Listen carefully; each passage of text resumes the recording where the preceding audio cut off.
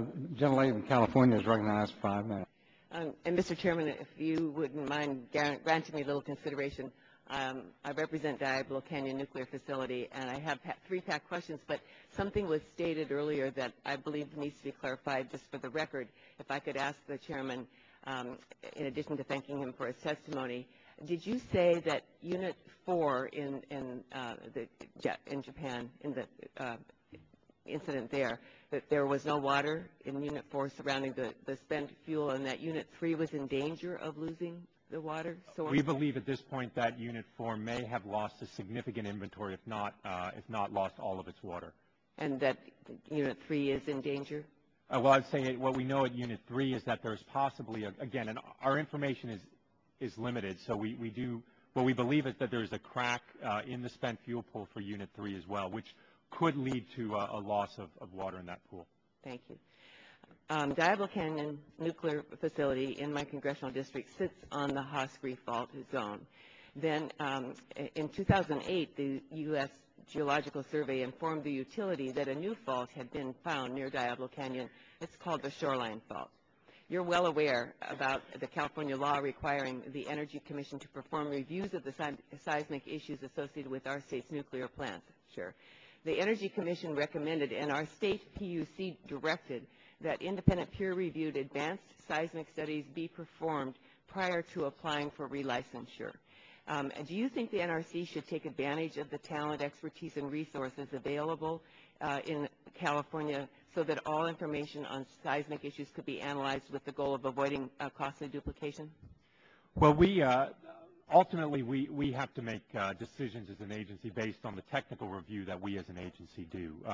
And I can't get too far into some of these issues because we do have an ongoing hearing related to some of the very points that you've raised. So in our hearing process, we are prohibited from discussing those things outside the context of the commission. All right. I'll tell you what it seems to me and to my constituents, that having the best eyes and minds in our country working together looking at the seismic issues makes the most sense. First and foremost, for my constituents, this is about safety. But seismic concerns also impact affordability and regional reliable generation as well. So I hope that this issue can be revisited, not to take away from the responsibility and authority of the federal agency, but to work with other agencies. And I look forward to working with you as we go along in this area. Well, Congresswoman, if I could just briefly say, we actually did host a workshop within the last year, actually, that brought together a lot of these technical experts to have a discussion. For the point that you said, we certainly are always open to hearing information from any technical expert that can provide information to us. So I just want to make the point that in the end, the decision-making has to come from our expert staff. Right. Here's another question. My constituents have become increasingly concerned about the preparation for a station blackout event. If power is lost, they want to be assured that backup power will be available throughout the duration of an accident in order to prevent fuel melting. In the last half-decade, both California reactors have been cited by the NRC, for instances in which both backup diesel generators were down or there were problems involving battery power availability. In such instances, merely citations were given to the utilities. Should the NRC reevaluate its regulations and perhaps increase the penalties for such infractions in light of the accident in Japan as an incentive to force better compliance from the nuclear operators?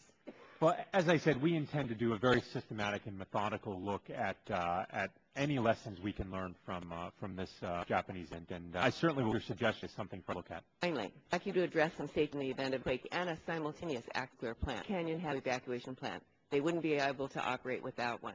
But as you may know, there's basically only one way in and out of San Luis Obispo, narrow Highway 1 along the coast. The NRC has ruled that it was non-credible that there could ever be multiple catastrophes such as an earthquake and a meltdown at the plant. This is the quote from the NRC. The Commission has determined that the chance of such a bizarre concentration of events occurring is extremely small.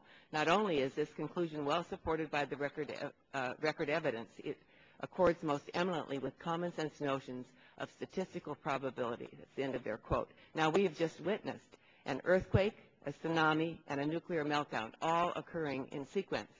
I want to ask the Commission, if you would, on my behalf, do they still believe the chance of this bizarre concentration of events is merely hypothetical?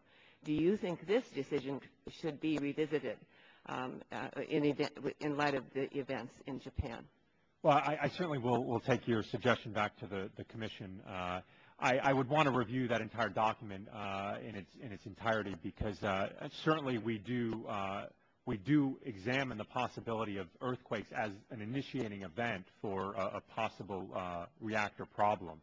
Of course, we believe we have systems in place that would, one, really prevent any kind of core damage from that, but two, if there is subsequent problems, we have mitigating strategies and other ways to cope with those. So I would just be happy to take a look at that document in its entirety. Thank you. And just in conclusion, Mr. Chairman, and that's what they said 2 weeks ago, no doubt, in Japan as well. Enormous anxiety and sadness over the events that happened there. And here we have seen in the past year our three major sources of energy that this country uses, coal, oil, and nuclear, all experiencing tragic accidents. And I do look forward to working with you, our committee, with your commission on the #1 goal of keeping our energy sources safe.